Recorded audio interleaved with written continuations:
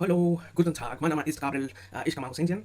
Today we are going to look at the Plotly dashboard that I was talking to you yesterday. So I got an opportunity to work on Plotly. So this was on the weekend. I was wondering what I can do with Plotly. So Plotly is more like reporting analytics, how do you say, charting library that is available both in Python, Julia, and also in R. So I did some kind of research. I was wondering what kind of real use case that could be of more interesting to work with. And then I came across this Accenture Infographics, and this was really, really nice. I mean, the graphics, the content dashboard, like really looks fantastic and fantabulous. But however, it's more graphic, right? It's not like real thing to play with. And hence I was thinking to create the same thing in HTML, or you can do that.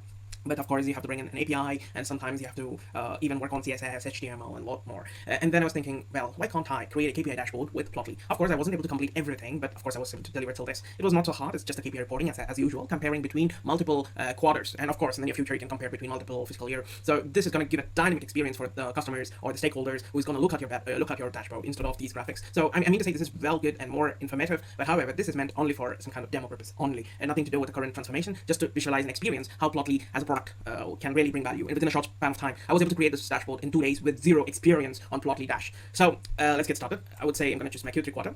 And outstanding revenue growth, new bookings, profitability reflect broad momentum, and the relevance of the services. Yep, there you go.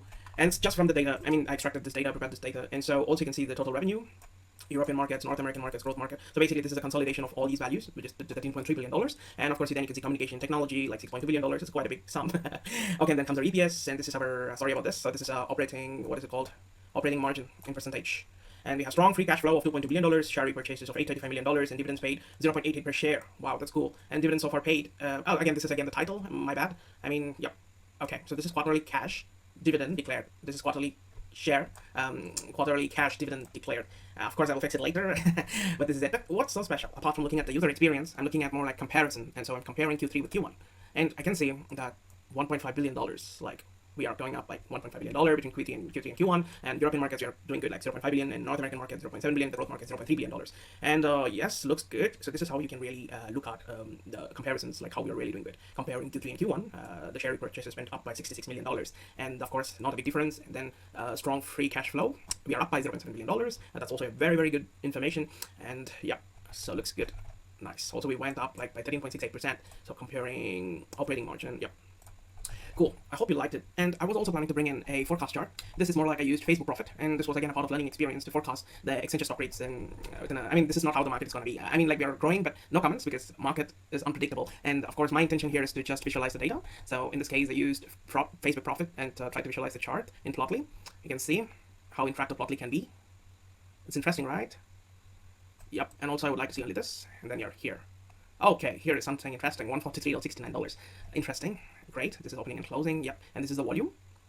See here. This is where you see a peak. Interesting peak. So on Feb 18th, we were on record $213. And from Feb 25th, it got low and low. So at this point, I believe in majority people investing in stock market would have very much a mixed feeling to go up for a buy because it's looking like a good deal. Even at this point of rate, the market is like $160, which means now you make around almost double the money. So you make 100% per share. I mean, like if you profit and if you buy a huge lot, I mean, you make a profit of almost half the amount on the time of purchase. So it's a 100% return. So in this point of time, people would have gone for a massive sell-off or buy-in. And that's the reason you can see the volume of transaction is high at this moment. It could be probably due to the COVID situation, which we were facing. But however, we've gone up, like the people who have purchased them, I mean, at this point of time, at $143, have made significant reward of more than up to $319.8. That's brilliant. Great.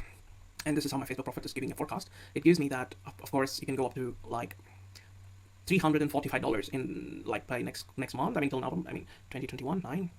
So I did it for 100 periods. So basically 3 months or 1 quarter. So we are forecasting at more than $325. So the current market rate for trading rate is around $319, which could go up pretty much up to 320 and up max around $340 plus. So basically below 350, I mean, we can look at a rate around $340 or $330 the next quarter. So that's what you can see currently. And this is a seasonality analysis. And so basically in Saturdays you don't do trading. It doesn't make sense. And of course, and there you go. We're looking at growth. And then on November, I think Jan. Okay, interesting. Cool. And then I just was working on some more of using iron and reckoning neural network with LSTMs, but of course need a little work because I'm kind of overfitting. And of course, the potential I really see is that by next year there is a chance or possibility to double up on the growth. Double up on the value of the from 350 we can make up to $1,000. That's just my perception, my feeling that we would be able to make this quarter at $350. But of course, in 3 to 12 months we can go up to $1,000 as the digitalization opportunities are quite big, and the AI, cloud, and these technologies are quite big. There's a huge upwards demand in the market, which could, of course, I see a potential that we can grow quite a lot. So yes, in the next quarter up to $350, but then goes up to $1,000 in a year. That's my forecast. But that's cool. And so I hope you like this dashboard. And if you have any queries, please let me know. Bye.